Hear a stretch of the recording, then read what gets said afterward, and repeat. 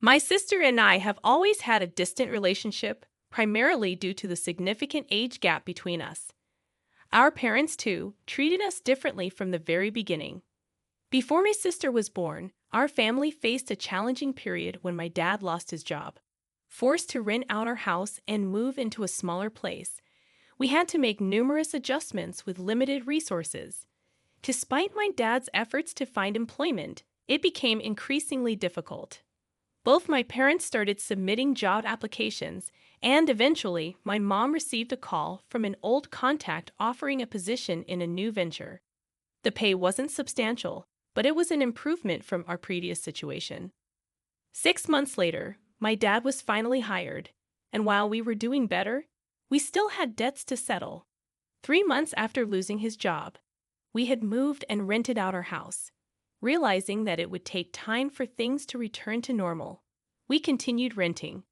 A year later, my mom was pregnant, prompting us to move into a slightly larger apartment.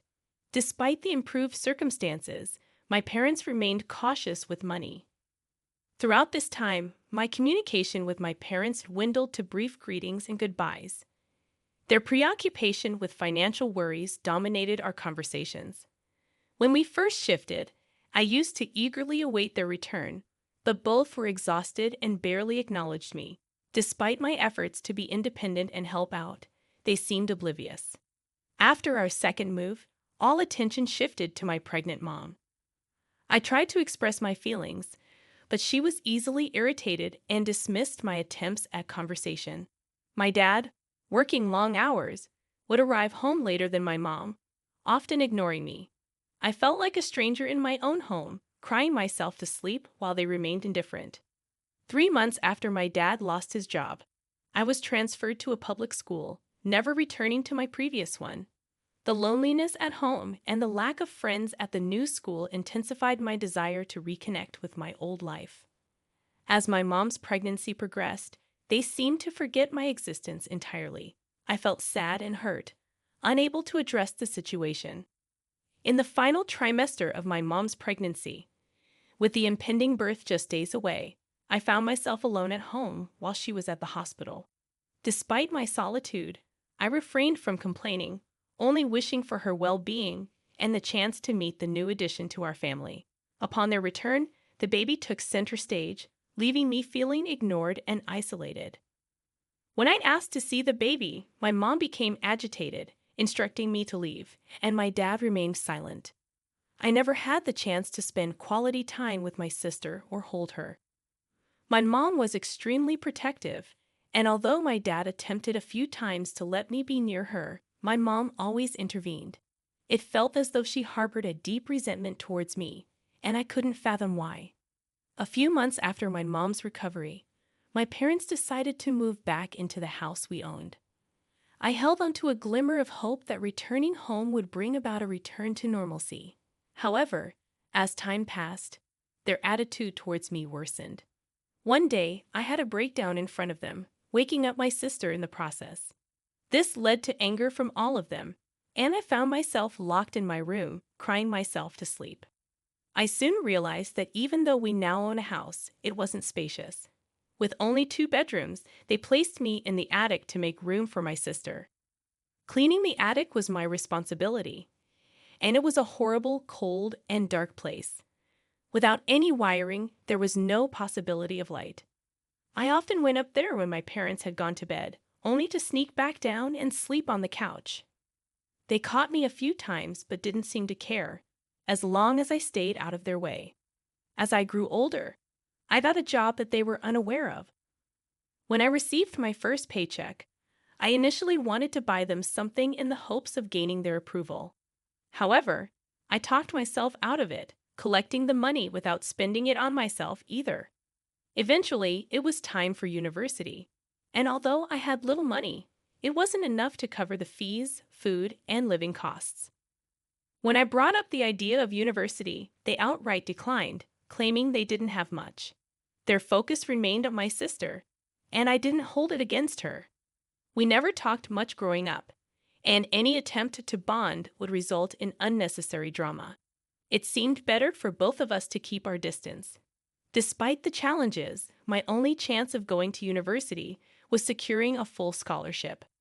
I applied for numerous scholarships using a neighbor's laptop, and fortunately, I managed to get into a good university. I couldn't secure a full scholarship, forcing me to cover my own living and food expenses for university, which was located 2 states away. Determined to make it work, I reached out to the kind cafe owner for a job. She was an older lady, sweet and experienced, having been at the cafe for quite some time.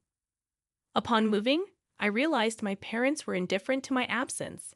They wouldn't even notice if I hadn't informed them. The challenge of finding affordable housing seemed daunting given the high costs and required down payments. Seeking refuge, I approached the cafe owner, explaining my situation. She empathized with my predicament and offered a room upstairs, deducting the cost from my paycheck.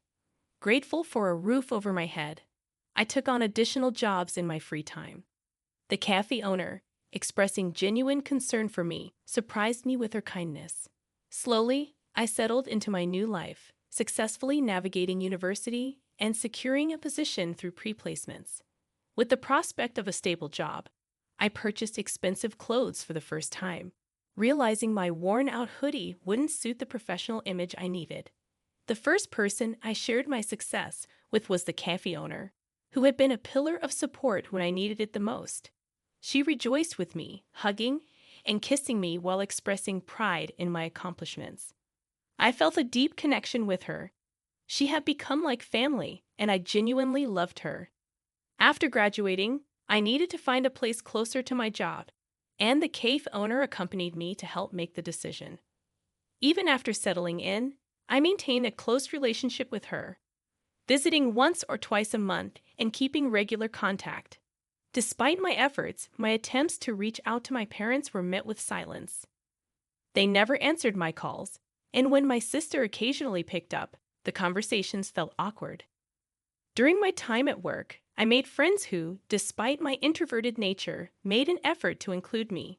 They invited me to outings, and though I usually declined, their persistence occasionally convinced me to join in. As my life continued to unfold, about a year later, the company generously distributed free tickets for a mini vacation.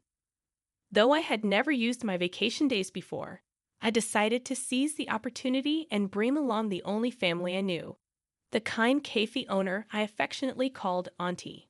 She wasn't old enough to be a grandma, and I insisted on her being my travel companion.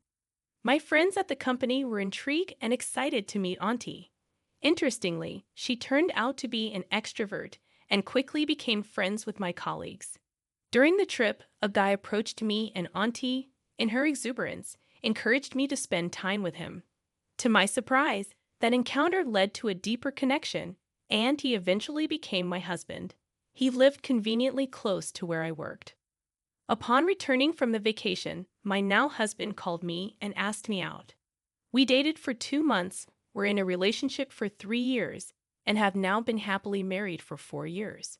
Despite the joyous occasion, my past with my family loomed in the background. When I invited my parents and sister to my wedding, they were no-shows. My then-fiancé was aware of the situation and was understandably upset, even contemplating not inviting them. A year or 2 later, my sister got married, and I was not on the guest list. I saw pictures online and congratulated her, understanding that her lavish wedding was likely funded by our parents. It didn't bother me. I had moved on and found happiness in my life. During this time, I was pregnant with our first child, and my husband, along with his supportive parents, became my new family. Auntie also visited frequently, and sometimes our home hosted a gathering of all our loved ones during my pregnancy. One day, my aunt received a letter in my name, and I was surprised to find out it was from my parents. I thought they might have heard about my pregnancy and wanted to reach out. I had informed them of my university address years ago, and my contact information had changed since then. At 5 months pregnant, I spoke to my husband about it, and he was understandably hesitant, given the sudden reappearance of my estranged parents after years of silence. My husband, concerned about potential inappropriate content in the letter, asked if he could read it first. He was always careful around me, especially since I was pregnant. When my aunt brought the letter 2 to 3 days later, my husband's expression turned to disgust as he read its contents. He chose not to share the details with me, advising against reading it and simply comforting me with hugs and empathy. Eventually, I decided to face the reality and asked my aunt to read the letter aloud. To my dismay, my parents had lost their house, which was apparently mortgaged for my sister's extravagant wedding with her now divorced husband. My parents had invested their money in it too.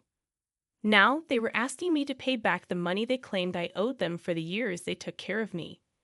My sister's ex-husband refused to pay the mortgage, and she couldn't afford it either. Sitting there with a blank face, my husband's comforting arms around me, I felt pure disappointment. That night, I went to sleep crying, feeling guilty for letting my baby be affected by my selfish parents. However, I decided not to let them disrupt my happiness. I sought legal advice, and my lawyer sent them a warning about potential harassment charges if they continued to contact me. Another letter addressed child neglect, emphasizing that I owed them nothing, from the clothes I wore to the food I ate to the house I owned.